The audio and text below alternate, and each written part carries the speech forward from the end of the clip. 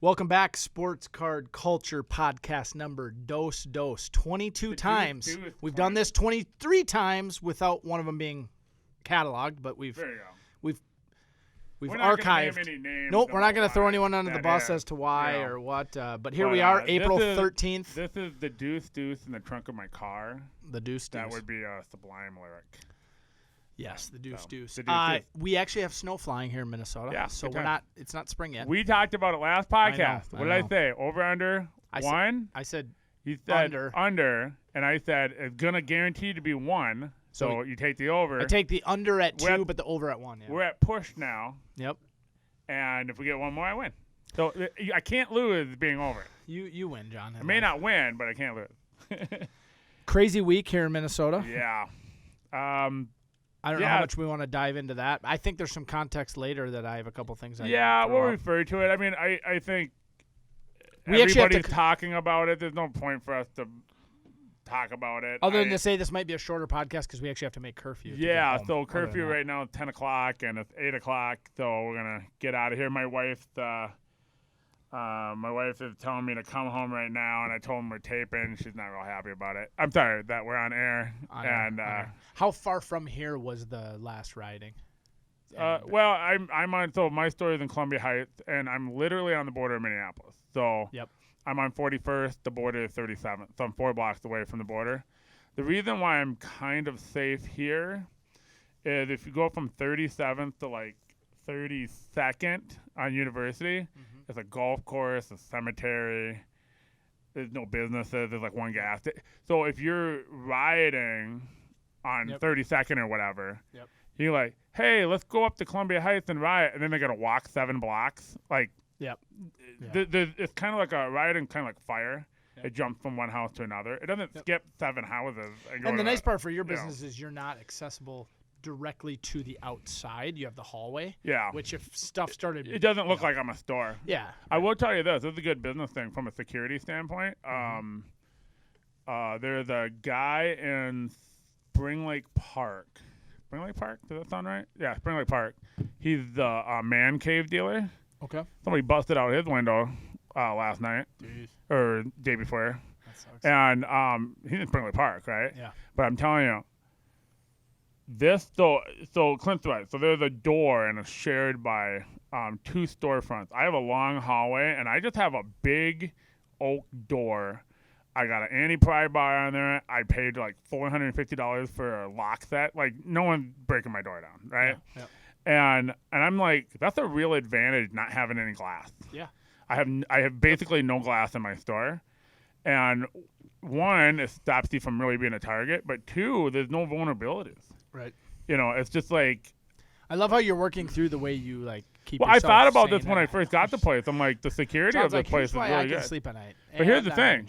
Yeah. When it comes time to expand, I'm going to try to look for a place that doesn't have windows. Yeah. 1, natural light is the scourge of collectibles. So what do I need natural light for, right? And I'm basically a poet mole or a hobbit or something. Like I don't need natural light. I'm not a plant, so you're actually very close to a plant. But yeah, you know, I mean, the security standpoint of no glass is a big deal. Yeah. I mean, from a collectible, when you're doing high-end collectibles, that's a real thing. For sure. I mean, our building has cement everywhere. Ceiling, our roof is cement, concrete. Oh, that's so nice. You can't get through the top. Yeah. But one of the things we were talking about tonight was I tell our customers this in the context of PSA when they call and their cards are back. I go, hey, the good news, your cards are in a very secure location. Right. And it's highly insured. And no one's breaking into PSA's vault. Right. Oh, no, right. No. And actually thinking about this, the majority of our assets, the majority of them are actually at PSA. Which well, that's the other thing, too. Is benefit in some when ways. you're always selling, too, the concept is throughout the course of multiple years, even if you do get robbed, and a lot of card shops do get robbed eventually, is you're never trying to hold all that much. Right. We're not a repository. No, I'm not a museum. We don't try. Right. And so if you think about it, you've turned that inventory over 10, 20, 30, 40 times, you get hit, that's only 1/30th, 1/40th, like, one. I got a story today. I had a guy yesterday come in and do a trade with me. Okay. And today he had seller's remorse. And he came back, he's like, hey. No. He's not saying, he didn't want to go back on the trade, but he goes, those 2 cards I traded you, can I actually just buy them back from you? I'm like, sure, I'll sell them to you because they're for sale. I would feel weird about that. You didn't feel weird about it? No, and here's why. He's a new customer, and I go, I'm more worried about your long-term business. I want you to feel good about the deal. But no, I meant like it'd be kind of weird to give a price because they were his cards yesterday. No, and then do I charge them full market value? No, I sold them what I traded them for, which means I got the full value of my other cards. Oh, okay. It was. Oh, that's a good move. Yeah. That's a good long-term move for you. Long-term move, and so, but the story related to this whole thing is, I told him, I said, you're actually really fortunate because Mike didn't list them. He didn't list them first. He had some other graded cards that he was listing yesterday, and. Like, he listed like 20 cards, and like 8 of them sold this morning. We shipped them, and I go, you're lucky. Yours did get listed because they easily could have been gone. Like, they could, because it was like a Zion 10 and a LeBron, like stuff that's just, you list it and it sells within a couple days. And I told him, I said, just so you know, in the future, like, you know, that's the good thing about, like, to your point, you get stuff in and you list it, you try to move it. You don't try to, you know. Well, I'll give you a little side, it's not really related, but it just happened. So, I have an employee, Sam.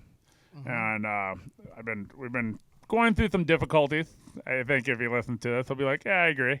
But last 2 days he's been here. He's been listing for me. He's got up 45 hats listed. Cool. One of the hats he put up was a Sports Specialties New York Giants hat. Nice.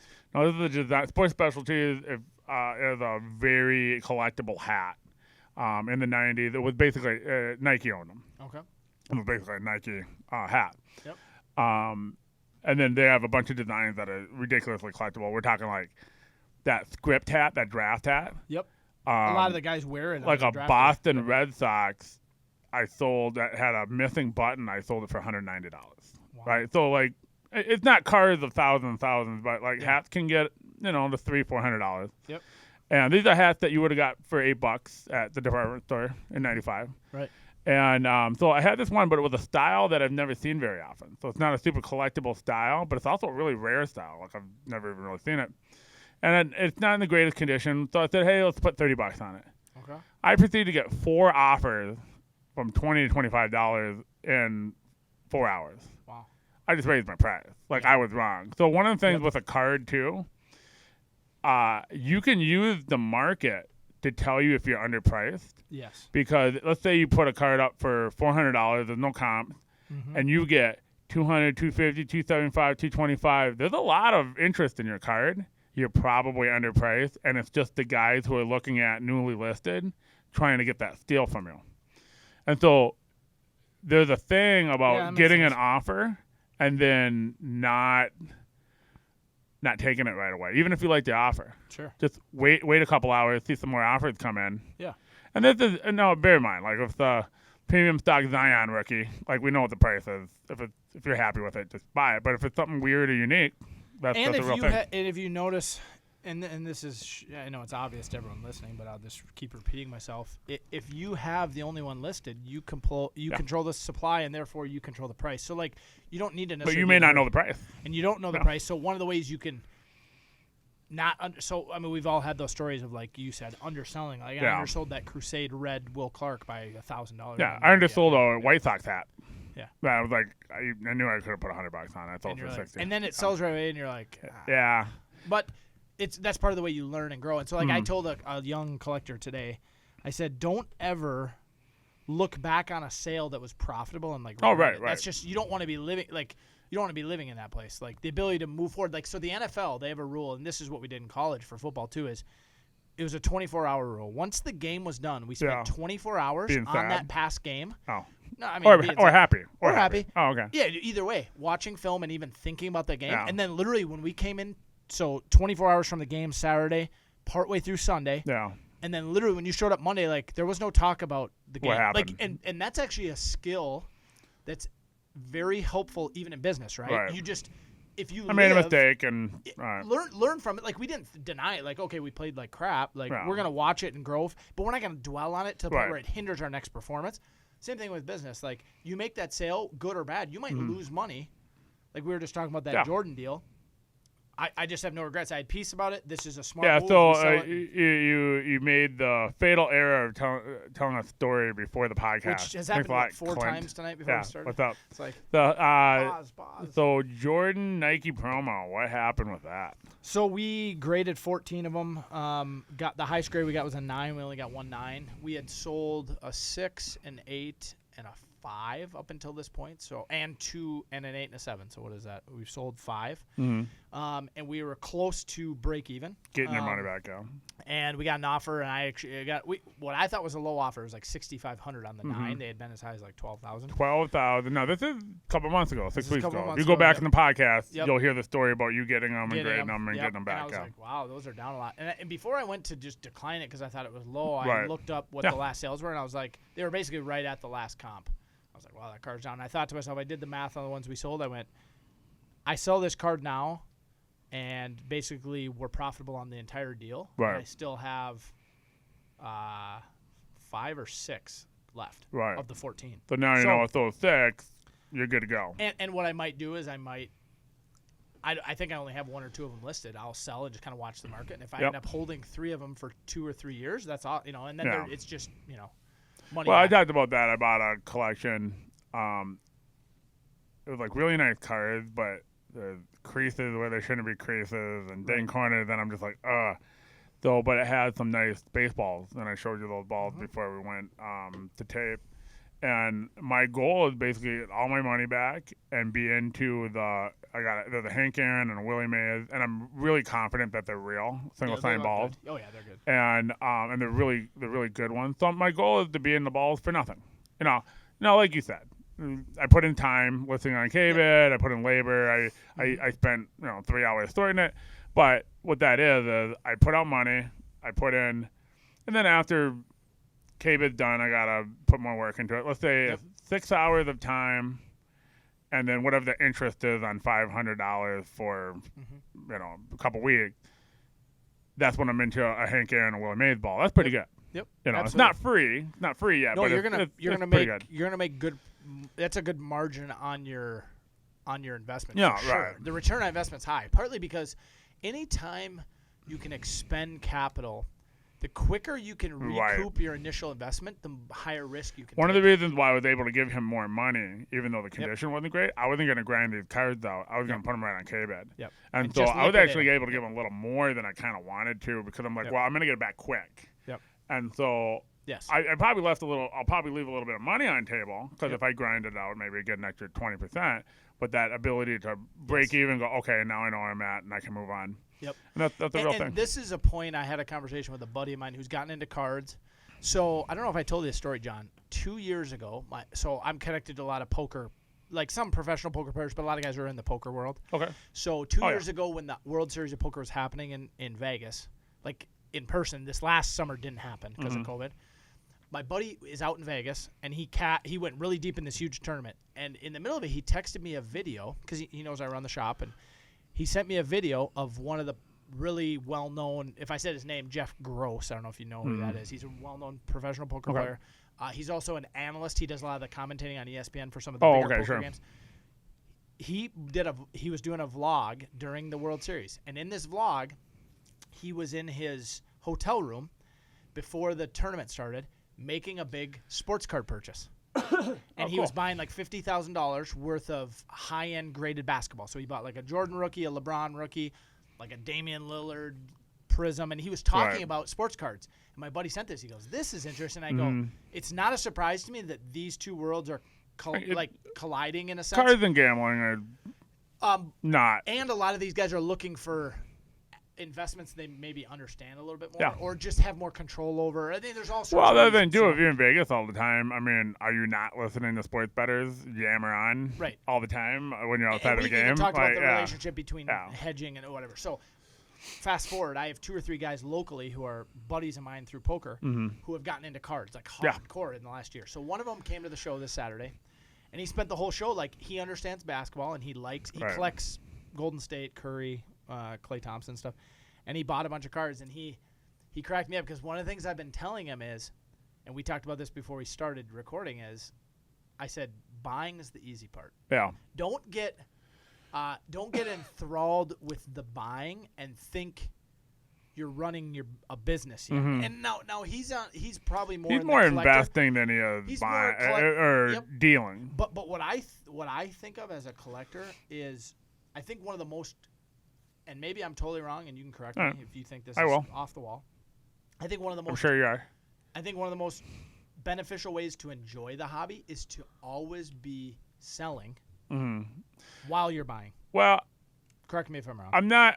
I won't. I don't think you're wrong, because the nature of sports cars is rooted in trading. Trading, yes. Right.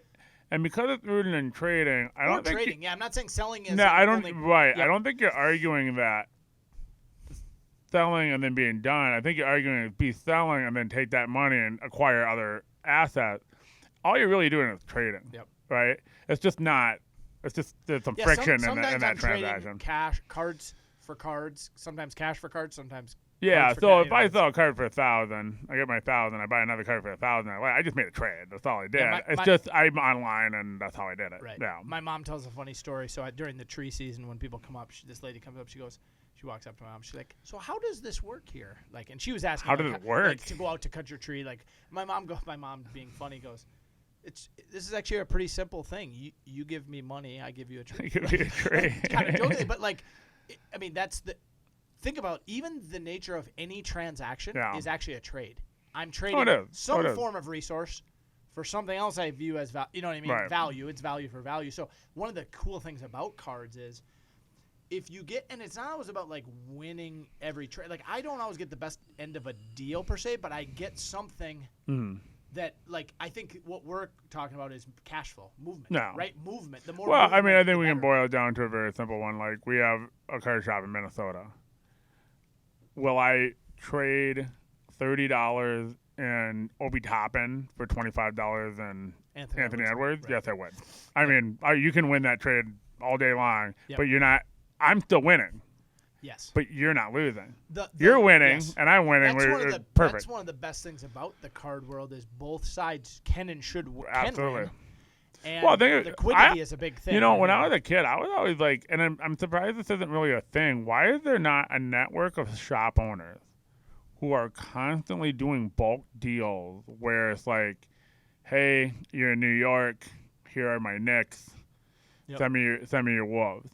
And just having those relationships. I'm sure some people do, but it'd be nice to have a relationship with somebody in every market where I can go like, okay, I got 50 Obi Topping. Yep. I'm not feeling them. Yep. What do you got for Edwards for me? Well, to be honest, like I am completely out right now of Justin Jefferson's. Yeah. Oh, yeah, Jefferson. I would love to trade Chase Young or whoever. I mean, Herbert even. I'd trade anybody for Jefferson stuff. And I think, and you can be if you're even, you're winning, and then if he gets a little more, you're still winning. Still winning. And you're like, wait, but because I can sell. I would give up significantly more value in higher end autos that have been sitting for a while, or just for a bunch of them, for a bunch of low end Jeffersons. Yeah, absolutely. Because I can sell Jeffersons at $5 and $8 all day long. You know, I mean, I have them out on my case and they're right by the register, and people go, "Oh, I'll grab one of these." Yep. You know, because if you don't have one, you want one. Exactly. The local guy. And that's. So that's one of the things that the national, maybe I'll start making those connections, kind of having conversations, try to identify shop owners who are open to making bigger bulk trades. And I think one of the easiest forms of that would be there's some Wisconsin guys and just doing Packer Viking stuff or doing like Wisconsin. Bucks, Timberwolves, Packer Viking, we both can sell Viking, we both can sell Packers, so that doesn't really work. But I still don't sell But Twins Brewers, Brewers don't move at all. I don't want to sell Packers. I don't like. But they sell. So you know the horrible thing about my business. Like them, John. Listen to my business. So I sold off my collection to fund this apparel business. Yeah. My very first sale was a Packer jersey. Oh, my 100th sale was a Packer jersey, and my 1,000th sale was a Packer jersey. You actually, wow. Isn't that nuts? I was like, because I was keeping track of it for the first 1,000 transactions. I'm like, son of a b. Wow. See, I promise not to swear on nice this. Job. Good self for sure. I was like, you got to be kidding me. Like, wow. I just how it went down. So, transitioning into a topic I'm curious about, if you guys, as we talked a lot about Sport Card Investor, last night I watched a video by Jeff. This is one of the stories that you were going to tell us, and I told you to shut up. You told me to shut up. So, don't shut up is anymore. it Jeff Wilson? Yeah, Jeff Wilson. Jeff Wilson. Yeah, I was think I'm about the one saying that it never different last remembers time. I'm his like, name. wait, it is Jeff Wilson. So Jeff Wilson talks about, he poses it as the secret meeting Panini had, that they were going to like make the Zion silver. Wait. The secret meeting that he knows about? Okay. I mean, he goes, and I'll just tell the story. So he tells this story, he presents this, secret meeting they had where they're like, even if we produce more Prism basketball base, the key is to keep the population of silvers low. I agree with that. Okay. And they said, we're going to make the Zion silver card the staple card. And he goes, okay. That meeting may never have happened. He goes, but I have the proof, the evidence from the PSA pop reports. Oh, yeah. That the Zion silver PSA 10s are way rarer than Luka silver. So was PSA that 10s. just a story that he had heard? Yeah, but I think he was extrapolating data. Oh, and then creating a story. It, and whether or not it was or wasn't, he goes. And so it was interesting. So as we've talked about market movers, if you pay for the Pro, which I have, but I don't use this filter all the time, there's that ratio where you can click on ratios, and it's interesting. So right now there's more Prism base Zions graded, and I'm going to pull up the numbers here in a second. There's more base Prism Zions graded than there are Lukas, which is kind of interesting because it's a year later. There's less of it out there, and yet there's more of it graded. So that partly tells you there's probably a little bit more created. Maybe a little more hype on Zion, too. And there's more hype, but I think a lot of people were grading Luka for a long time. So you have an extra year. Luka didn't have hype right out of draft. Yeah, but think about this. But he's had 2 years. How many Prism Zions are sitting in queue at PSA? A lot.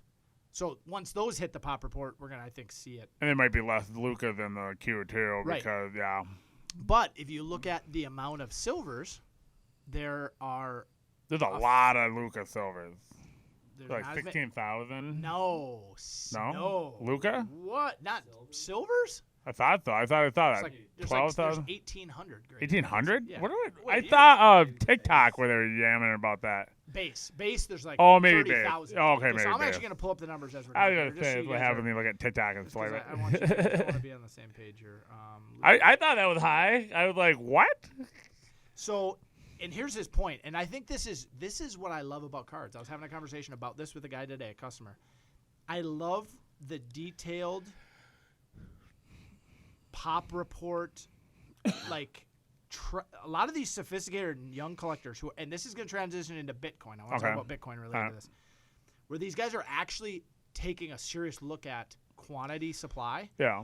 And they're looking at the actual concrete numbers like stock traders would on volume and on market cap and on sales and earnings and all these things. And they're realizing, wait, there's value to be found in this card over that card because of some actual I mean, what you're describing is arbitrage. Explain that. So arbitrage is just arbitrage. All arbitrage ever is an inefficiency in the market. Yes. So when they call retail arbitrage, that means there's demand for a product at $20. Right. But Walmart doesn't sell that product to the person in some other area. So you're going to buy that product for $1 on clearance, sell it for $20 on Amazon because Amazon's where that buyer is. Right. Well, that's an inefficiency in the market. Obviously, Walmart wants to sell that product to the end consumer, but they just can't get to them because of whatever reason. Right. And so arbitrage is what I do with the apparel is arbitrage. I go to thrift shops, I find stuff that's collectible, and I get it to the guy who wants it. You're seeing the same thing. This is a little more technical because you're going, okay, the data is telling me that the ratios are off. Yes. I'm going to take advantage of that inefficiency in this moment. Yes. And that's what stock traders do. Yes. I think those are just hedge funds. And it's cool to see for me. First of all, it took the development of tools to even mine that information. Oh, yeah. So we wouldn't be able to do that on our own unless it was one card. Right, right. One of the beauties so knowledge is power, right? Information is so valuable, whether it's researching the value of a card or, in this context, researching the supply of a card to determine. Well, I tell my customers all the time, my business is really I deal in information. I don't deal in a product. That is, and I deal in information. I had a guy come in today, and I'm like, he wanted to do a deal, and I actually he goes, because I was looking up what someone took for a best offer. Yeah. And in my experience, I used to make assumptions that were unhelpful. I used to assume. I still do that. I used to assume if someone listed a card for $5,000 and they took a best offer, $4,700. It was never going to be half. And I've seen more offers on high-end cards. So, and I'll tell you, we had a customer just pull a Prism A Prism LaMelo Ball orange to nice. 60. Huge card, right? Yeah, Huge big card. And there was no comps. He bought it. He opened it on release day. He ripped it. He ripped a box, pulled that card, and he listed it for like 11,000. And I was like, yeah, that's probably a fair price. I mean, I think anything over about 7,000, I would probably take. Well, he got an offer, and this is the way people think a lot. Even though it shouldn't necessarily factor in, it does on a real emotional level. He gets an offer for 3,500, and he does the math. I just paid. He only bought like half a box. He only bought packs. Paid 1,000 now. So he spent like $600, $800 or $800. Yeah. He's like, I can get all that back, be profitable on this one card. Yeah. I'm taking the offer, and he took the offer, and I was stunned. I was like, that is about half price. I think that was about half of what he could have gotten. Yeah. And now there's been some sales, I think, well above that. But the point is, the information there, because the information was limited, it caused a decision you made to a be bad made. decision. I'm not saying, and if he listens to this, I'm not like condemn. I'm like, hey, you got $3,800. Like, yeah, I know. $3,800 for a card. But here's something to think about though. If that's the way he was thinking, and I hope he does listen because this will be helpful in the future. Is okay, you're looking at it from a single transaction. I spent $800 on packs. I pulled this card. I'm up $2,800. But you can't factor that one thing. You have to factor in all you're collecting. How many boxes are you going to open? How many packs are you going to open where you're going to skunk? Thank you. You have to factor that in. So you can't go too cheap on something. Yes. By the way, I just explained that I want to get my money back, so I'm kind of free rolling those baseballs. So like, kind of going back on what I said. But you're not really, because you're not underselling drastically. No, I'm not. I'm not. Yeah. But the concept being is I'm going to make some bad deals too. Sure. I can't overvalue this one deal if it goes good, because it has to pay off. It has to pay off some of the bad deals I'm going to make too. Right. And so if he does listen to this, it's like, yeah, but if you would have got another 2,500, that would have paid off some of your bad box opening. Right. And that's happening more often than not. For sure. Yeah. So back to these numbers real quick. So Luka Prism Silver rookies. Okay. There are a total of 4,278 graded. Okay. 2,028 of those are PSA 10. Okay. So just under half. So I would guess there's probably another couple thousand graded by Beckett. So it might be 10,000. Yeah, but the ratio should stay proper. So hold on. So PSA 10 silvers, there's 2,028. Total base of Luka, there's 29,000 and 16,000 that is what they're referring to. Are 10s, right? Okay. 16,538. I was going to say that's a lot of silvers. Now you look over at Zion. All right.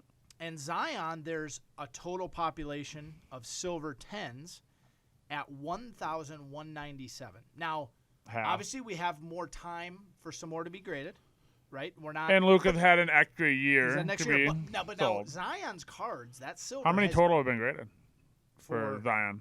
On silvers? Yeah. I'm curious if they're grading. Maybe it's an issue that they're not grading hard. Or they're grading too hard. Or hard to grade. Wow, I said that three times to get it right. The point Jeff Wilson was making was exactly that. There's a few less made, but the proportion of 10s is way less. Is half. Yeah, so hold on. 40%. I'm going to give you the Zion because I want to get the numbers of the total grade. I don't have the base. So while you look that up, so I sold my one box of Prism. Yep. So my wholesaler in the Infinite Wisdom, if they're listening, did not give me any big league baseball. Did not give me any pro debut. Did not give me any opening day. And said, "Well, here's your basketball Prism hobby box." All right, done. So I sold it to a regular customer, and he brought it in to show me. Yeah. He pulled a Kawhi 5 out of 5. Wow. Yeah, I sold it for $1,300. What's it? A gold vinyl? Yeah, I think something like that. Vinyl. Wow, that's a huge. How much? How much is over? $1,300. He sold it for. Phenomenal. So he got basically I gave him a deal on the box too. Yep. And so he got basically his box back with that. And he got some other good stuff out of it. So I'm always really happy, especially on the really expensive stuff, when people pull. Yeah. Because when people skunk on something super expensive, I'm always like, oh, jeez. We talked about this on a podcast when I'm like, I just feel so bad. Right. and really what I am is I'm not really feeling bad for them. I'm channeling all my own personal feelings when I skunked. And I was like, oh, man, I spent $150 on this box. Let me say this, John. Isn't part of our – by the way, I was talking to my buddy who's not into cards, but he's into business. And he's been helping us fill in. I'm training him right now to kind of cover the shop and list some cards. And he's like one of the closest brothers in my life without being actually blood brother. He's helped me run my tree lot for 14 years. He's a homie. He's a homie. Like he's like Steve to you. What up? With Steve and Lucky. Like what up, Steve? What up, Lucky? So what up, Steve? Literally, like he goes, you guys are actually like, you guys are selling, and we've talked about this. We're selling information. We're giving information. Yeah. Which allows people to make educated equity decisions. No different than investing in a host of other things, right? Yeah. So it's actually fun for me. It's rewarding for me when I see a guy, customer, and it might not be ripping a box for me, but making a good decision where they either bought a card, got it graded, and made money on it. Like that's actually one of the rewarding parts of our job, apart from providing for your family, and you know what I mean. Yeah. It's more than that. It's like I want to see value added, right? I'm trying to add value. So okay, Zion. All right, Zion. Total base for him, 30,455 Oh, graded. funny. 16,010s on base. Okay, so what did I say on total? Lucas? You said 29,000. So they're about the same, and Luca's been out longer, so we're going to see that Zion number creep up, right? So now on Zion Silvers. No, there's already more Zion graded than Luca, and Luca's been out for an extra year. Yeah. So, and why would the Zions go up? No, there's going to be more graded by Zion. Oh, and you're saying there's going to be even more. I'm saying there's even more. There might be 40,000. Well, I'm saying if you look at the queue right now in PSA, there's more Zions. Okay. You know what I'm saying? So you say it's even worse than what it looks like now. Worse than what it looks like. Or bad, or whatever. Now listen to this number. Zion Prism Silvers, 3,642 graded, and only 1,198 10s. So two things. So 1/3 are getting 10s versus 1/2 of Luca. And there's less Zion Silvers. No. Than because you're making two different arguments that you can't make both those arguments. You can. So here's why. You can't make the argument that there's 30,000 base and there's going to be a lot more because they're in the queue. Yep. And say that he's only 600 away from Luca total, but there's not going to be a lot in the queue. No, I'm saying there are a lot of queue. No. Oh, yeah. So there's more. No, I'm not making a queue statement on this one. So, okay. So here's what I'm trying to say. Here's 2 points I'm making. One, there's less Zion's Silvers per base Zion. Yes. Than Luca. Yes. Than Luca. Yes. So there's but less. There's not less silvers. But there's less 10 silvers. So in other words, there's less of them, and they're harder to grade, which should mean a Zion Silver PSA 10. Now I'm specifically talking about PSA 10. Different players, yeah. Than Luca. They should be significantly more valuable. Guess how much less they're worth than Luca? How much? So the last Luca 10 sale was 8,000. Okay. The last consistent 5 or 8 Zion Silvers are between 45 and 5,000. So the point he was making, which this is what I love about the sports card hobby, is now Zion has the number. We were talking about this. He has the #1 player efficiency rating, and I'm not saying this because I'm sitting on a bunch of Zion. No. This has nothing to do with. Oh, that's a good conversation. He literally has the #1 player efficiency rating in the NBA. He's 7th in scoring, I think. He's averaging 27 a game. Okay. The guy's a highlight reel every night. He's more exciting to watch than Luca. Oh, I don't know about that. So explain to me. What? No, I don't know about that. Luca's an interesting guy. When was the last time you saw Luca on a SportsCenter highlight throwing face just absolutely? Well, not playing exactly the same, but he makes some great plays, great shots. But I want to say dunks are to right. basketball what home runs are to baseball. Right? Fair enough. I'll give you that. I mean, I don't know, man. Okay, is the 3-point shot at the same level as a dunk? Do you think in your maybe because the Curry prices might tell you that might be Curry true. Maybe the guy who I don't think they are. I don't find 3-point shooters to be interesting at all. I like Curry as a shooter, but I still would rather when I look at Jordan's highlights, he's made some sick threes. Yeah. We don't never see those. Yeah. It's all the. I'm talking with Luca. I'm talking about those drives where he goes through 3 dudes and then underhand it and lays up. I love those shots. I love those plays. I'm not hating on Luca. I think Luca's great. Here's the point I'm trying to make, and I'm not necessarily making this to say guys should be investing in it, but isn't it interesting? I wonder how long the market will take in this current day with the amount of information, the amount of people involved, for that to correct to more accurately equate value. You're to the two. missing one fatal flaw in your analysis. Give it to me. Your analysis is that Zion and Luka are equal players. Here's what I'm doing. I'm taking the best. You're not. It's not apples and apples. They're two different players. It's not. They're two different players. It's two different markets, two different teams, two different talent levels. And Zion has a higher injury risk. Well, let me say this. By the way he plays. Okay, so you think that markets factored in a Maybe, risk with Zion? Maybe. Okay. But here's the thing: they're two different players. Like it's not apples and apples. It's not like it's Hank Aaron, 2020. Well, I'm saying Hank Aaron 2020, but it's not a Zion 2020 Prism and a Zion 2020 Optic, and we're kind of talking about the nuances between Optic and Prism. We're talking two very different players. But here's what I'm talking about. But they're both. Here's what I'm taking. I'm taking modern Prism basketball with the two biggest stars in back-to-back years, right. 18, 19. Right. Zion, Right. And Trey's not better than Luka. I mean, Trey's second. Right. Ja's second to Zion, right? Okay. Right. So, and I'm saying everyone's concerned about production levels. Yeah. And I get the production levels. When I see 30,000 graded base, I'm like, wow, that's a lot, right? But it's not. But when I see 1,200 silvers, I go, if I'm going to – and now this is the nuance investing I'm trying to get to is I think buying a Zion – now, if you can't afford a silver 10, which I get, they're getting crazy. If you can afford something that's colored, numbered in a 10, I think you're better off having one of those than having a stack pile of base 10s when I look at these numbers, especially with the relationship of the difficulty it is to 10 a Zion silver. Yeah. Does that make sense? Yeah, I mean, and it does. And I do think the information that's really valuable here is the Zion cards get Luka out of the equation. The Zion cards are not 10ing. They're not 10ing. They're not 10ing at the same at a rate much lower ratio of 2018, 2019 and stuff. If you do the math, for every one silver of Luka, there's like 6.6 base. For every one Zion silver, there's 24, 26 times. There's about 8 base. So here's what I'm trying to say. Yeah, there's more base. 30,000 versus 1197. That's 30,000 divided by 1,200. No, that was just 10. Total. So 36. Total Zion silvers, there's 3642. That's one out of 8, 1 out of 9. So think about this. You know what that tells me? It tells me two things. One, I think there's more Prism made in 19, but there's the same amount of silvers, or maybe slightly more, but not equally more. It looks like it's the same. No, I don't think so, John. Think about that. So there's less Zion silvers graded than Luka's, but there's more base graded of Zion than Luka.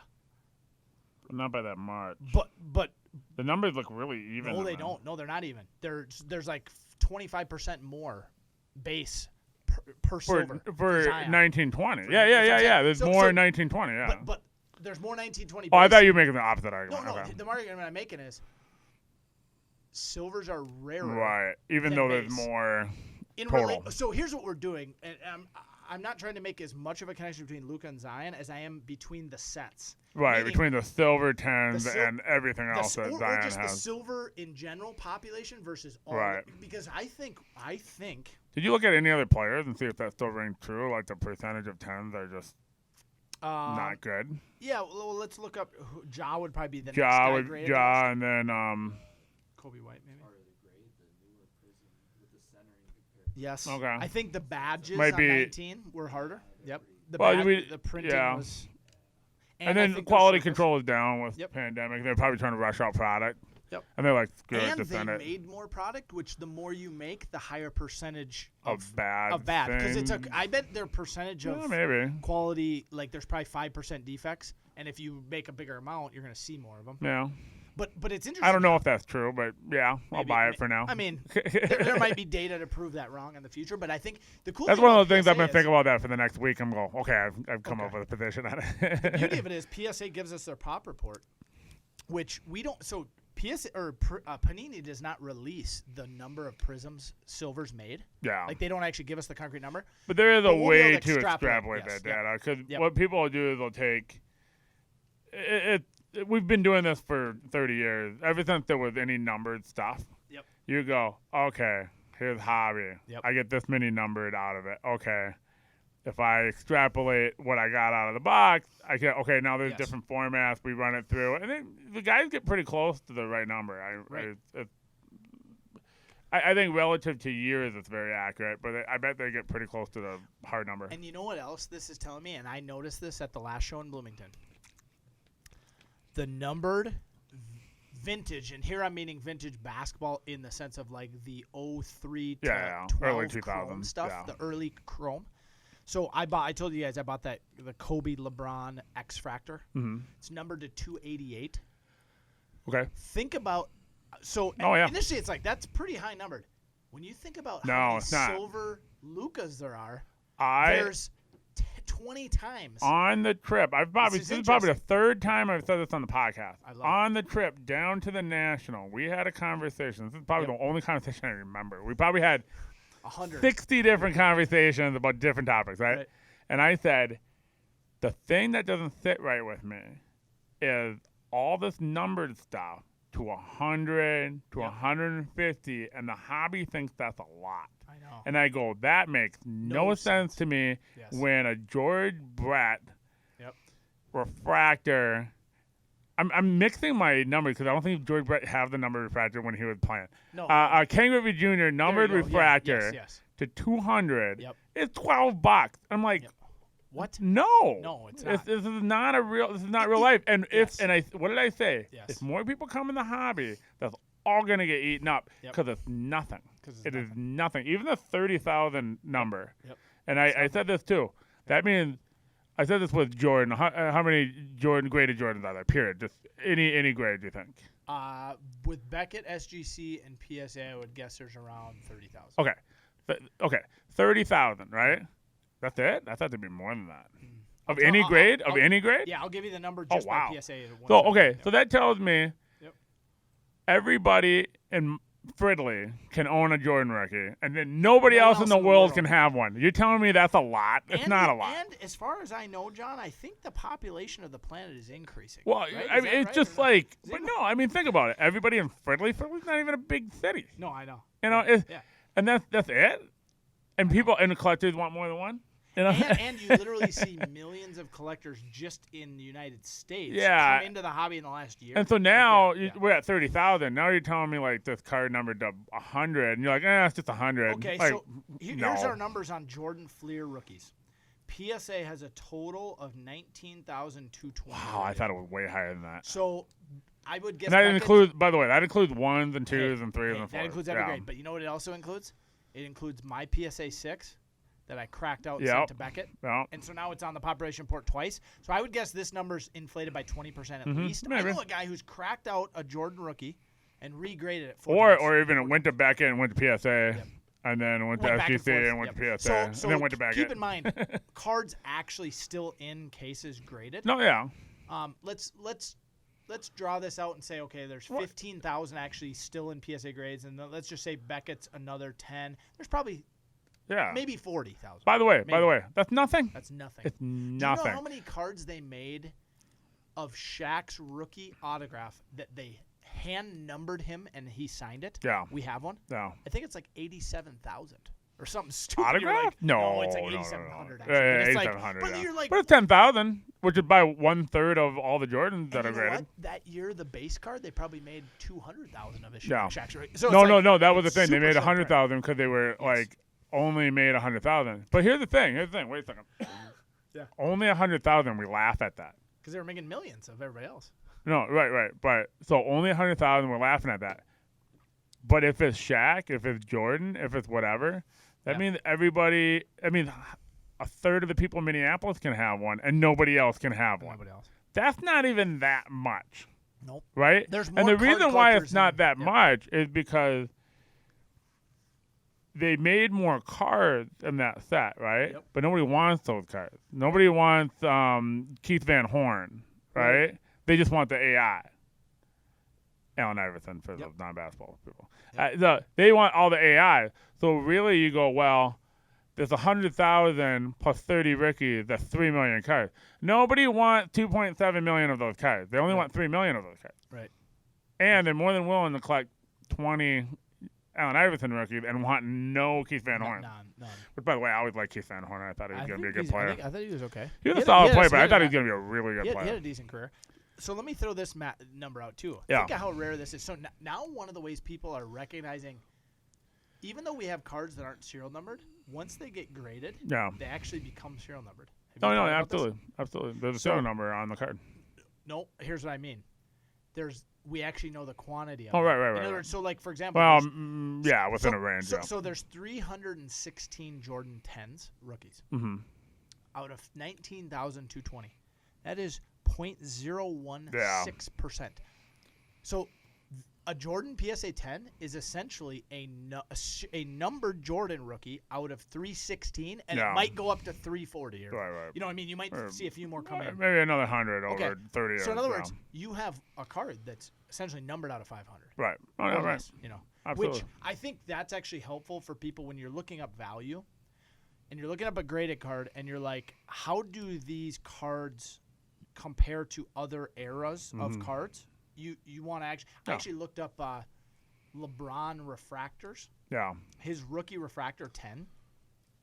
There are so many less than even Zion silver 10s or Luka silver 10s. Well, that was probably the lowest point in the hobby. Let me tell you the number. I think it's 115. Ever since the beginning of the hobby. You're like, there's 115 refractor 10s. Yep.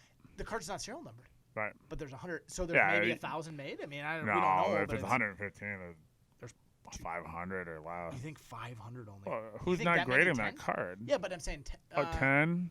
Let me tell you. Yeah, maybe 1,000. Seems high. Yes, fair enough. There is a measure of wax that is absolutely. I don't think it's as much as you would think, though. There's more Zion and Luka wax. Yeah.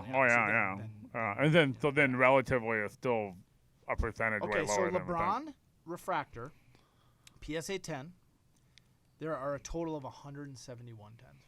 In PSA? In PSA 10. Oh, okay. So, it might be 1,000. So then between all of them, there's 300 or 250. So to compare them to just Zion silvers? Yeah. Oh, it's nothing. 10 times as many Zion silvers? Yeah. Now, I don't think you can necessarily do the math on, therefore, a LeBron should be worth 10 times 9 because he's not the same player. He's how about this?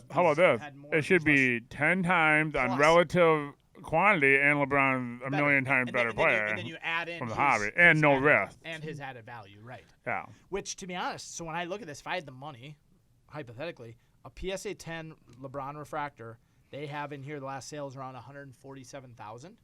If you draw Zion at 5,000, what kind of a multiplier? So it's a minimum of 10 for quantity, and then do you want to double 30? that? 30. Okay, no, it's way more because there's no risk associated with LeBron. Well, there's a little bit of risk. He can run his mouth, like, and 40 or 50, people can not like him. Okay, so let's go 30 just for that would put it right at the 150. Oh, look at that. What's up? How come whenever you tell me, hey, John, what do you think of multiplier? What do you think the P&E of Berkshire Hathaway is? It just comes out like, what's up? A baller. Just a walking computer. Beep, I think a lot of numbers, though. But, no, yeah, I mean, but a lot of part of that is a lot of people make those relative value judgments. They go, okay, I could do this or I could do this. Mm-hmm. Where does my dollar go? And then when you multiply that millions and millions of decisions, it usually comes out right. And this is back to the customer point about selling the Lonzo Ball, and we can be done with this topic. Yeah. But if I had a PSA 10 a Jordan rookie, and someone's like, here's $300,000 for it, just because it's a big amount of money that's life-changing for most people, $300,000 is a lot of money, a huge amount of money for me. Absolutely. Doesn't mean I should leave out the logic of what is the value. I see this happen in cards all the time, right? Someone makes a snap decision because they need the money, and they haven't actually taken the time to think through, is this an actual fair value of it? And part of the benefit to that is when you make the card accessible to more people, the market can actually tell you in a clearer. So I talked about this. Auctioning it is risky. Yeah. But I actually think in this case it's better. Right. Don't you? Because we talked about this before in a podcast about real estate. As I told you about when I was selling my house in Washington D.C. You get the all cash buyers come in, and I think he writes me a check for $85,000, puts it in my hand, and said, "Here you go, all cash. You can cash it today, and we'll close in 2 weeks." And I ended up selling the house for $170,000, right? Yeah, there's no but way I'm taking that, there's a thing. But if you need the money, the check's in your hand. We talked about that where you at the show and you said, "Well, I'll take. Will you take $3,000?" And the guy goes, "I don't know." And the person starts putting $100 bills.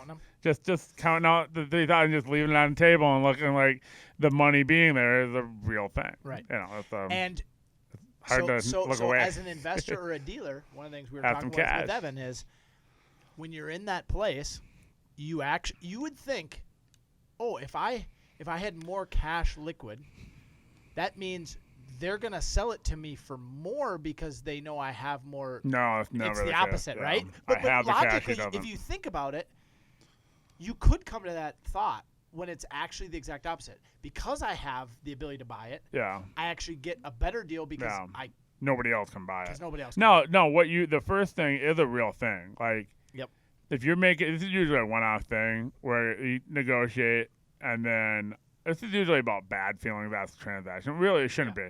Right. But you make a deal and let's say you sell $500. And the guy pulled out his wallet and he's got $3,000. He's like, "Oh man, I could have had all that money." No, you kind of. No, so if you're one of those guys that think that, you're just wrong. You're wrong. Stop thinking about that. Yes. He wasn't going to give you $3,000 for the card. He wasn't going to, or for whatever it is you're buying. Because to be honest, most of the guys that have that, they didn't get it by making poor decisions. Well, that and who says that it's all earmarked for you? Right. I mean, I mean, people do make those. There's 4 or 5 illogical thoughts. Yeah, you gotta be wrong. Yeah. Well, like you said, you gotta be wrong 3 times to get to that end. Right. And it doesn't work. I think that a lot about because I'm a libertarian and I talk about harm. Yep. You can do whatever you want as long as you don't harm somebody. Yep. And I say, if you gotta write a novel to tell me how it harmed somebody, that's not harm. Like if you gotta say, well, if he does this and then that happens and then 20 years later, this, I'm like, now that we can't live in this world because there's a bunch of ways you can just be wrong in your assumptions. Right. And then you get to this weird conclusion that's just not a direct harm. And to be honest, to the point I told you. But here's the thing: I punch you in the face, I hurt you. Yeah, it's harm. Like, there's no middle story to how I got there. No one needs to understand that was. Hey, Clint, ow, ouch, yeah, done. Why'd you do that? Like you did something bad. Well, and so for my customer who came in who had seller's remorse, even though I didn't cause him harm in the deal because he agreed to it at the time. No. And we do this in business all the time.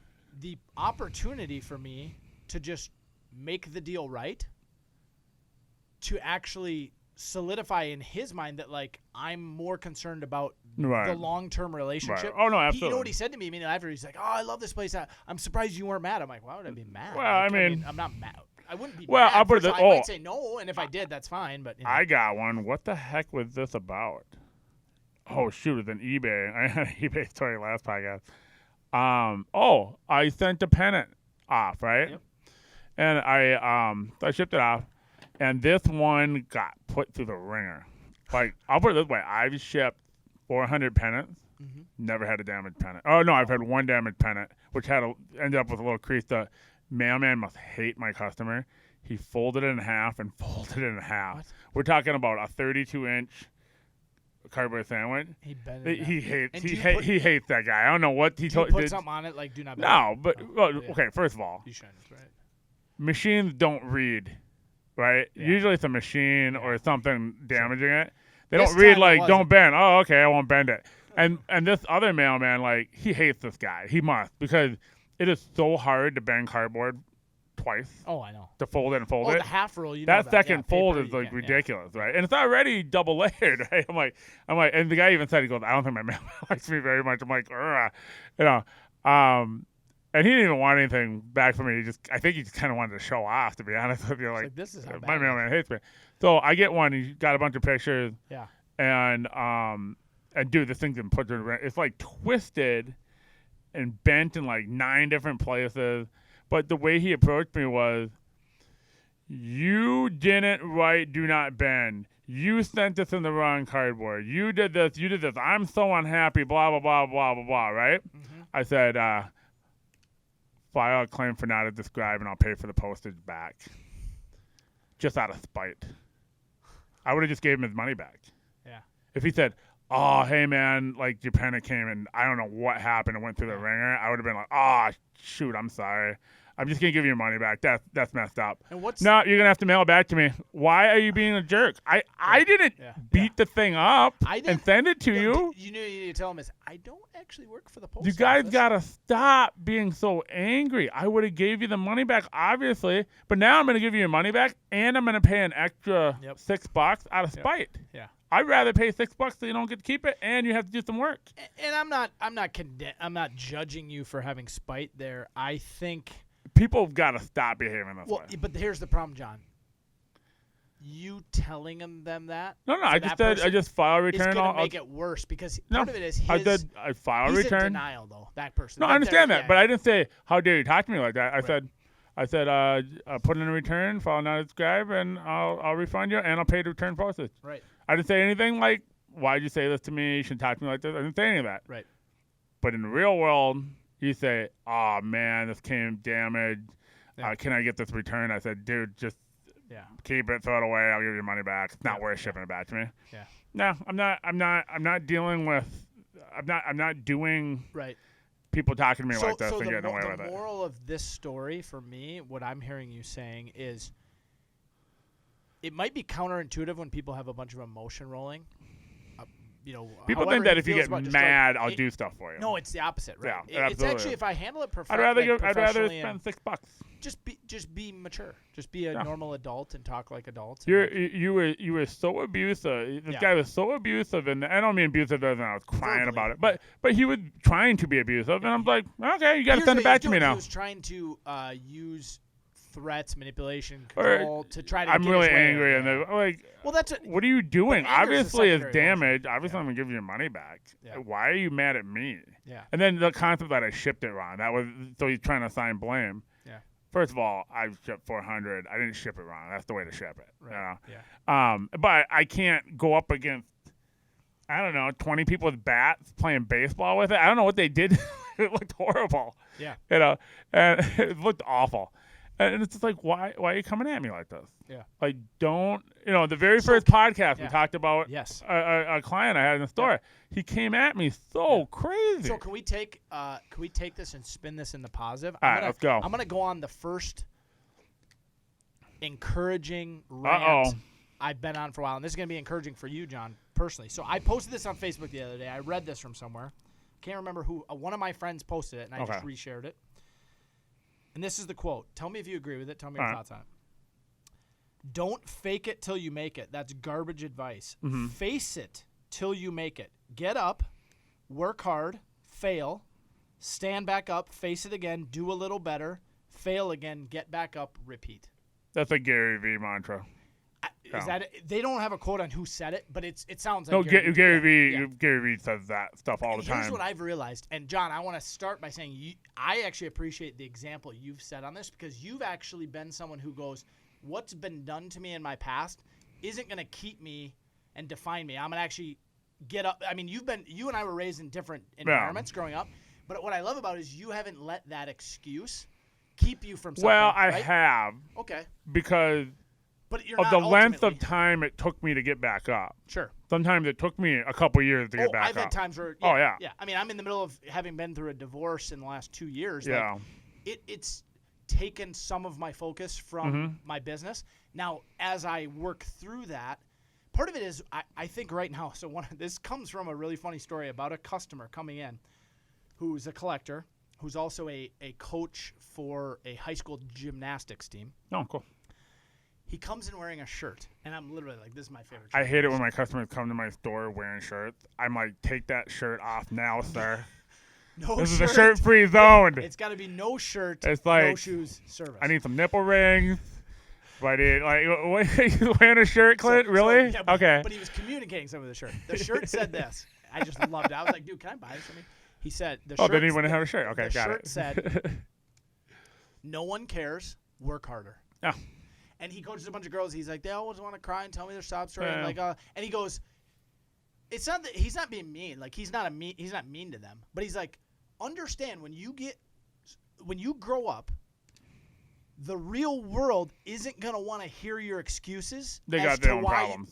because we've all had them. Like they look a little different, but like everyone has to overcome the same obstacles to get where they want to go. And what I love about this is failure is not an excuse to stop. Right. How you win in life is by not quitting. No, not by being perfect, not right. by never failing, not by not trying. It's by showing up. By showing up. Yeah. The world's run. We've world's shared run that by quote. people who show up. The people who show up. And so to everyone, to people listening, like this whole generation that's younger than us, like Evan, what's up, Evan? Come on, Evan, get it together. Like the younger generation, like I love how Gary Vee he goes, I don't want to hear they don't help you. They're not good for you to focus on. They're not a part of your they're part of your story unto propelling you forward, hopefully, not keeping you where you are. You know I mean, I think the faking it part is what you're talking about. Is not it's the faking it is the pretend without. I mean, I believe in the statement 99%. Sure. Right.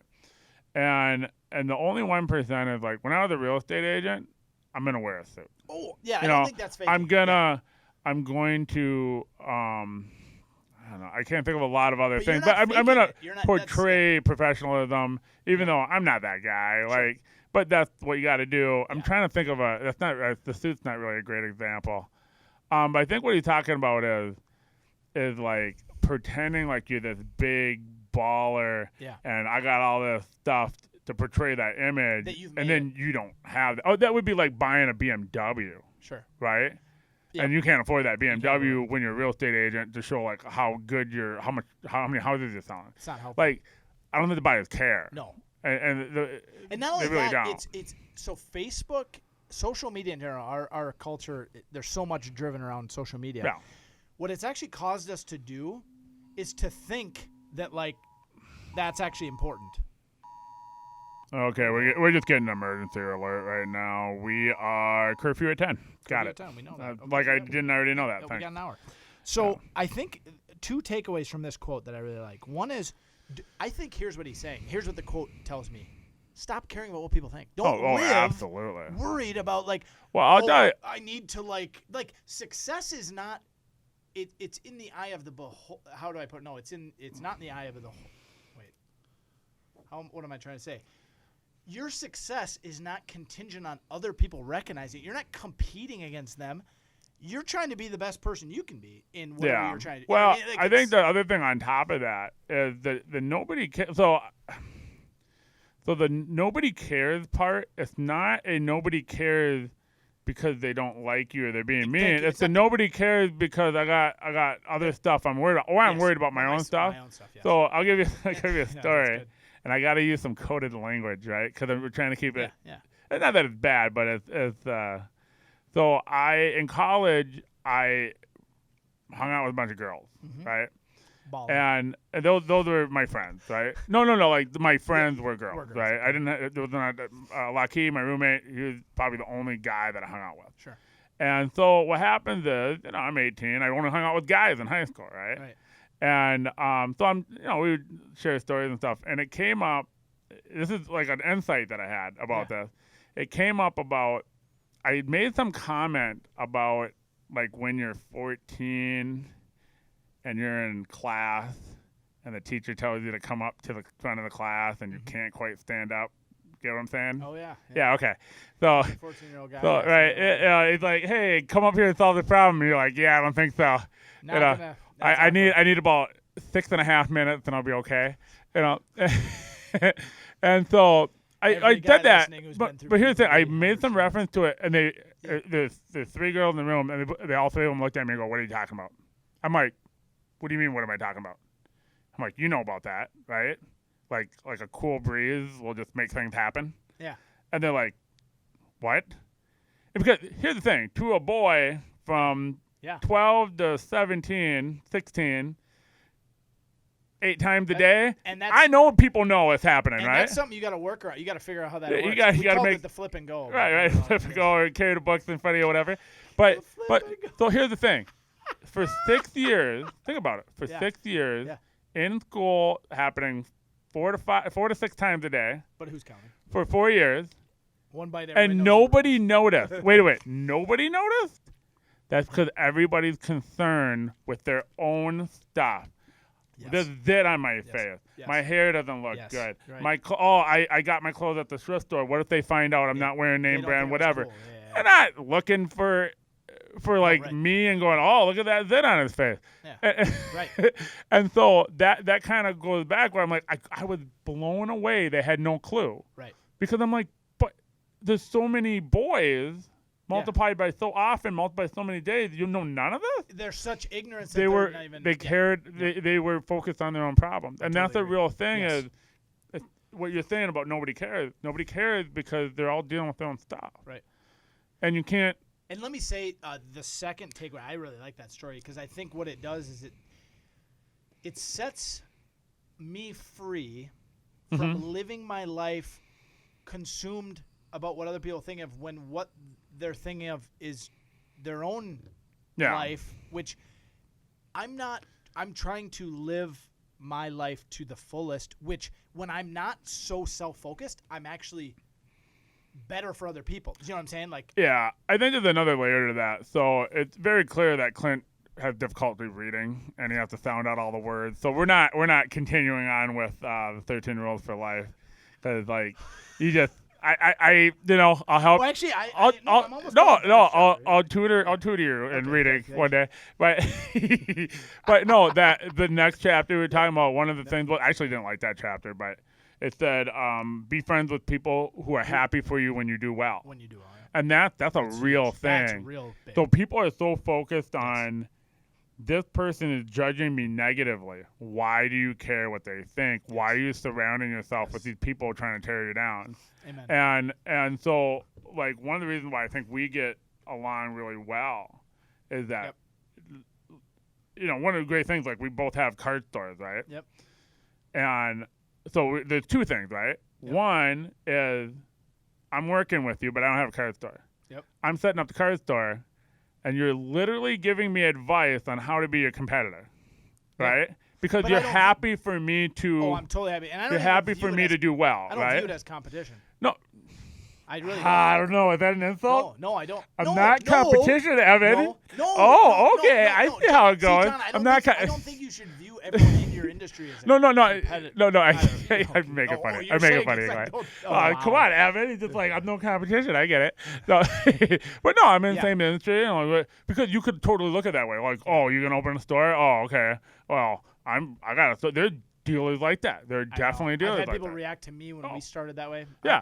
So don't tell me that doesn't happen. But you know what? You know what I do when I know someone might possibly feel that way? Every opportunity that I have, and this is not flattery, every opportunity I genuinely have to honor them. Yeah. In either to them or to other people about them. Right. I do that because what I'm trying to do is like I'm recognizing we're actually on the same team. No, so that's the competition we are. I mean, that's kind of a different subject, but yeah. What we're doing, we're actually both we're actually competing to be both of our best, and I actually think those can be interrelated. That absolutely is true. But let's go back to the point I'm trying to make. So, and then when I start selling, you and I go, oh man, look at this day I had. Mm-hmm. I can tell too. You're extremely happy. More excited than even a good day for me. Yeah, right. You're extremely happy for me. Now on the flip side, I'm starting out. My numbers aren't. I'm just starting out. My numbers aren't great. Like I passed last year's sales in the first quarter this year. Amazing. I did not do a large number in the first year, right? That's so in my first year, let's say I sold $200 in a day, right? And then you come up to me and you go, you stop by and you go, oh John, look at the day we had, and that's happened. He's like, oh, I did this. I could take two routes. One, I could be like, oh, that's good, but like you got all this allocation. Like I mean, whatever, you just got lucky. I could do that. I could do that and be resentful, and maybe you didn't really do it. You just got lucky and whatever. Well, I did get lucky. It's despite. Well, no, right, but you get what I'm saying. Like, nah, fortunate, blessed, however you want to say it. Fair enough, but you put in four or 5 years worth of work into the business. There's work. And or I could take the approach of like, not only am I happy that you're doing well, and really proud of what you've done. But I can also say, oh man, that's what I can obtain. Yeah. You know, I wish someone else, to be honest, would have done that directly with us. Yeah. We were kind of flying like, No. not, I wouldn't say isolated, but like there was no other shop owner that wanted a relationship. Like, No. I mean, it was kind of weird. But again, I'm a farmer. I always want relationship. And so Yeah. what happened was you introduced me to Mark at Papa Hawks. What up, Mark? What up, Mark? And then I know Rob because he was somewhat partners with him at the time. Yep. And then now Rob has his shop.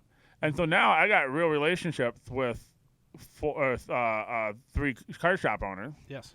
And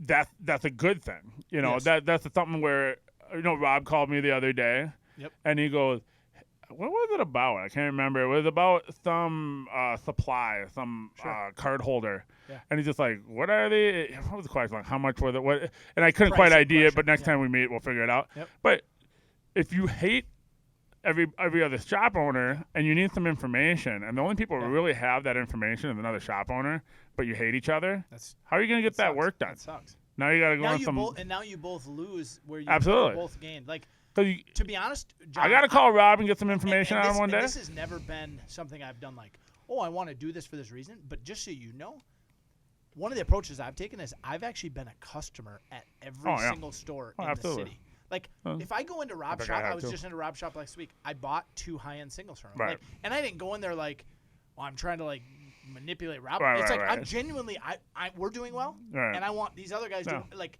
it's. Now to go back into the reason. I didn't give away money.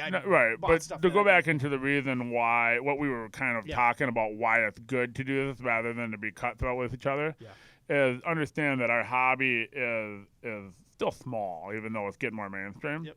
It's still and I kind of I talked to you about this. Is if we're at war with each other and we're constantly bad-mouthing each other and we're constantly trying to undercut each other and do all those things, what happened is our customers don't just go to one store, they go to multiple stores. Right. What we're trying to do is make the hobby in the Twin Cities vibrant. Yes. And if it's always anger and fighting, it'll drive people away. People just go, I don't want to deal in this hobby. These people are scumbags. Yes. And they're children, and I don't want to be in this, and then I don't want to be around it. But if we all kind of know each other, and we're all like, oh, yeah, this guy, he does that, and, then it's like, oh, this hobby's cool. Everybody's friends. This is fun. It's a social hobby. Yes, they're actually drawn into it. Versus absolutely. And so now that person, instead of leaving the hobby, maybe spends a little more money on the hobby. Yep. That's going to go to all of us. The way I view it, to give an analogy, I view it as a net that you're fishing with. Mm-hmm.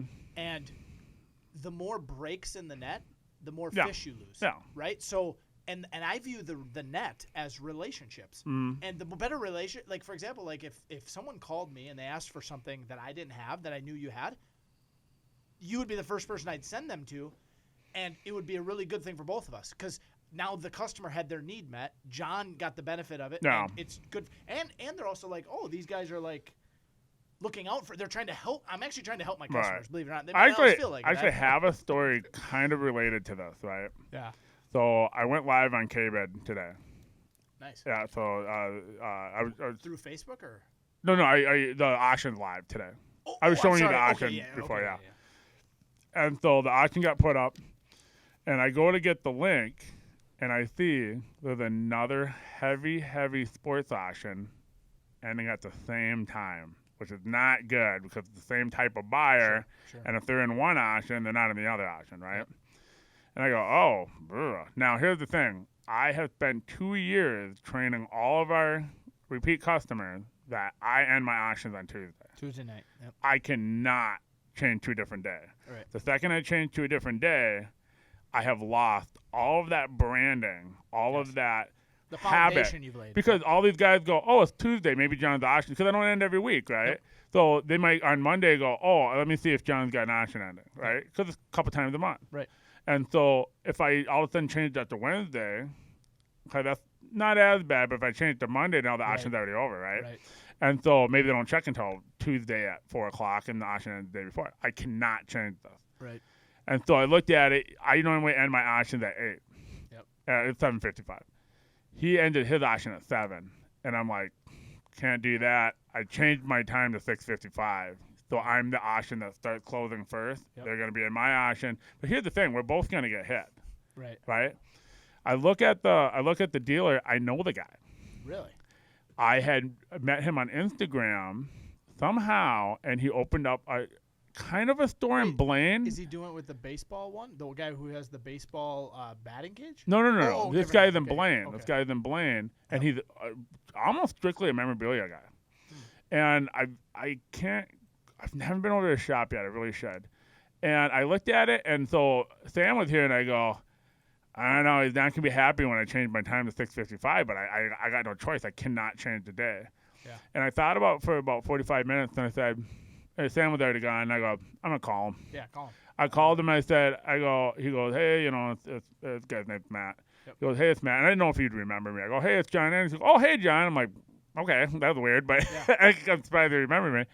I think maybe we talked a couple times after that, but it was just Instagram. Mm-hmm. And I said, hey, so here's the deal. I posted my K-Bet auction live, and it's closing at the same time. And I just wanted to give you a heads up. You might want to change the day of your auction. And I added on. I'm like, I can't change my day, and I explained why. Yep. I said I can't go Monday. I can't go Wednesday, and I can't. Obviously, I can't wait another week, right? Right. And so I said, I'm not saying what to do. Yeah. But I'm giving you that out there. Is most likely we're both going to do less. Yeah, it's going to hurt us both. Because not because of bankroll, but just because you can't be in both auctions at the same time. And so he thanked me for letting him know. He said, like, I'll look into it and kind of figure out what to do. So I don't know what he's going to do. Yeah. But I could have just I'm top dog on K-Bet. Yeah. I got the repeat buyers on K-Bet. Right. I got the relationships and the branding. You've been who's auction are they going to go into? Mine or his? They're going to go into mine. Right. I could have just creamed him by not saying a word. Right. And had he not noticed, he would have said, all right, we'll go heads up. Well, I'm going to win. I'm still going to be a little lower, but I'm going to win. And his prices are going to be not great. Yep. Or I could reach out to him. Or I could take the low road, which is the best road. Yeah. Or I could reach out to him and just put it out there. Even if he just doesn't change the auction time.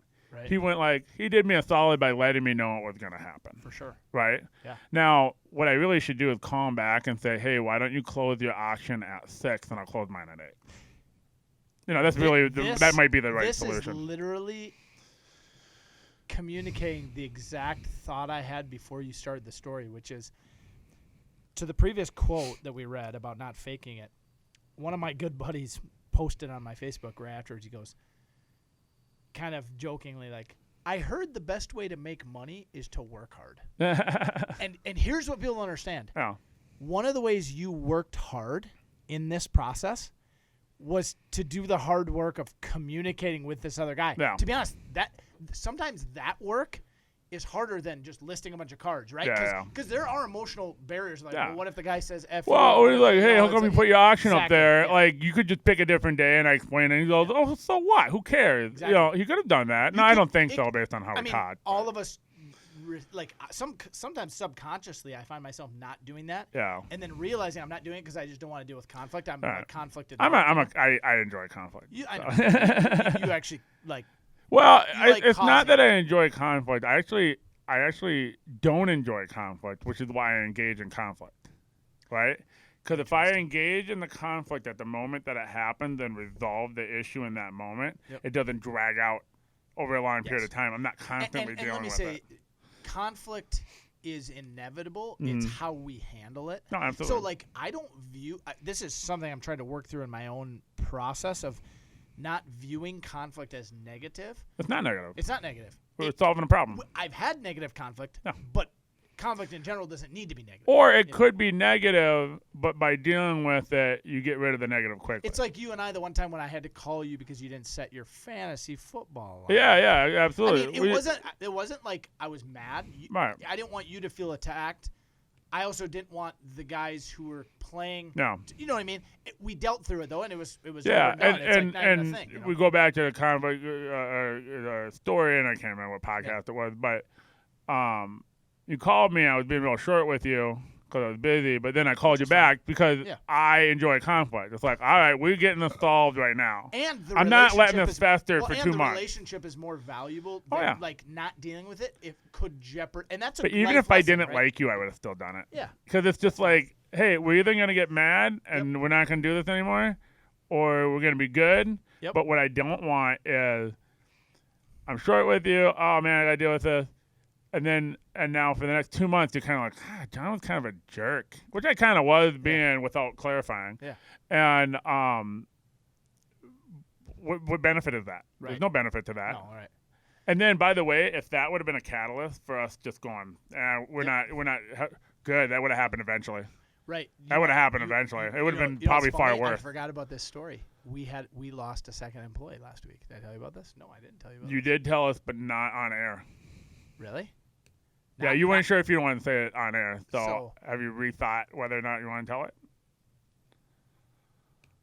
Yeah, and I think related to this, I won't even bring up a name or anything. But so we had. Let's not do it. So we have another employee who used to own his own business. No.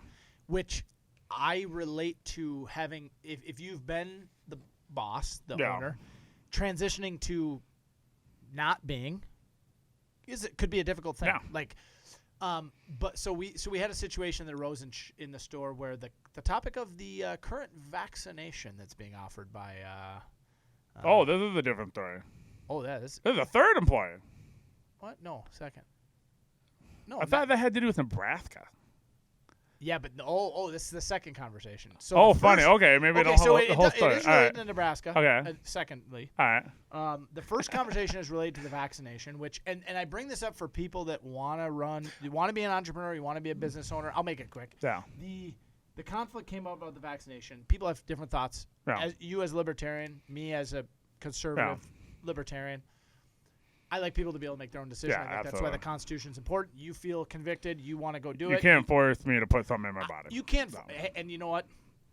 This is the one time where I'm like, my body, my choice, right? I mean, I'm not there on the abortion topic. But mocking it a little bit. But can I don't do I have it? Anyway. Right. So the conversation got heated. I wanted to end it, not have the conversation. Yeah. That individual. You did tell us that part. Okay. But not, So the next day, anyway. Part of it is, this is to the exact point you just made about our situation, is sometimes, and this is the way I think about the previous conflict with the other employee that we talked about more from at the South standpoint, is I don't look back and regret the decision at the beginning. It just, I'm actually happy it happened now and not late. Yeah. It allows you to, I think it's better for both parties. Because point, right? I mean, the more time there is, the more entanglements there. The more entanglement. And the greater consequence. No. Possibly financially, possibly relationally, possibly absolutely business, all that stuff. And so, so we had another conflict where I, the next day related to Nebraska. This part was hilarious. And I had, the person continued, to communicate their point. And I thought it was distracting for customers. And there were customers in the store, like having this political-ish kind of conversation. And I was like, this just needs to end. And I actually asked that person at that point to go home for the day. Yeah. And they never came back, and they never communicated. And 6 days later, I sent a text saying, where do you want your check? And that was the end of it. And to be honest, I don't love dealing with this, but this is what we sign up for. Like, this is like you've had to deal with stuff with you guys. Understand, like, it's not failure. There could have been significant entanglement down the road with this person, business-wise. Yes. That would not have been easy to get out of. Yes. And then something relatively small. Yes. Got it done. So, like, the one I keep thinking, we brought this up a couple times on podcasts. When we first started the podcast, we skipped one because somebody likes to golf, right? And he's like, whatever. And I'm pissed. I'm really annoyed. But then when you came in, I'm like, hey, what the hell, man? Yeah. Like, and we hashed it out. Yep. Because again, we're either gonna hash it out or we're gonna split. Yeah. Right. Yep. Now that could have just simply been we're not gonna do podcasts. Like obviously, like you're not into it. That's cool. Whatever. With golf. Or we would have split our relationship totally. But if we would have split over that... That tells you it wasn't worth it. Right. Or it tells you And why would we want to get into more entanglements that we can't get out of easy when we at a point where we could get out? Now, we already had some entanglements because I have still plenty of your inventory that I sell, and we'd have to solve that. Right. That's a little bit. But what if we added on a couple other strategic partnerships down the road? Sure. And then that's when it blows up. Well, Screw that, man. Hey, well, that's what happened to me with this last dating relationship. I'm going through this all in my life. It's like this, like all these lessons. I had a girl that I had been out on a few dates. She called me crazy one night. She was acting crazy. You're not being the man who thinks all girls are crazy. She was all girls are crazy to a level of 4 at the very bottom. This was more like 8. And I gave my wife a compliment, and I told her, "Hey, you're just a 4. So what's up?" You know. So I lived with crazy for a long time, and it's funny. My friend actually heard me having this conversation. Like, wow, you handled that like ideally. And I was like, well, I got a lot of practice. So. But all I could say is I'm glad I wasn't dating her for 6 months, and then I found that out. You want to share what she said? She didn't have enough She didn't have enough cases of Chrome, but other than that, she didn't have enough BGS black labels. How many black labels do you got, baby? I want some. But I mean, based on it, she told you that you weren't allowed to do something. She started telling me I couldn't do things when we weren't even. It's like dated. we're not even like I'm not that. Really looking at, I'm not signing up for that. So thanks. And we've talked about this. We've talked about this with eBay, and you've come at me a few times like, John, you got to stop doing that. And I'm steadfast, where buyers will say things. Yeah. And to me, they're just red flags of potential pitfalls. I don't want to deal with it, and I just block them. That's wisdom. And you're like, John, you really shouldn't let your emotions block them. I'm like, I'm not being emotional. Okay. I'm being extremely logical going, this person has already said 2 things that tells me they're irrational. Yep. And if I send this to them, it's going to be nothing but problems. Right. I don't care about this sale. Yeah. Bye. Because like if you I'm not like, I'm going to block you, take that. No. Call me and they are triggered and emotional, I try to react just as rational as possible. Like, I think it's a good professional skill. You dealt with phone banks. Yeah. Like talking people down out of an emotional friend. I can do it. I choose not to. That way, I mean, there's that empathy, listening, active listening. All that's actually a helpful skill in business. Yeah. Like you think about what makes a business work. Like you literally, John, you're experiencing it. You have to wear like 15 different hats. Like, at one minute you're like a counselor, the next minute you're an accountant, the next minute you're a salesman. It's like, well, no, when I ran the call center, I didn't have the choice to terminate the relationship. Yeah. And so I did get very good at being able to talk people down and convert them. Yep. Now that I have this business, I have no interest in having that relationship. I get to decide what kind of relationships I have. You get to determine who your customers are. And I'm not, and I could run a business like what's that Pawn Star show in Detroit? What's that one called? Oh, the Detroit Pawn or whatever. All they do is yell at their customers, but that's the approach you want us to take. By the way, right? Funny that I had a customer text me who listened to our last Hardcore podcast. Pawn. Hardcore. Yeah, what's up? He texted me one of our last podcasts when we talked about kind of my frustration about not working for PSA. Even though everyone thinks that. He's like, hey, I hope I'm not one of those customers. I'm like, no, man. The fact you're sending me this text. Right. You're not that guy. Like, thank you. But by the way, that's a good lead-in. We were having a little argument before we went live. What up, live?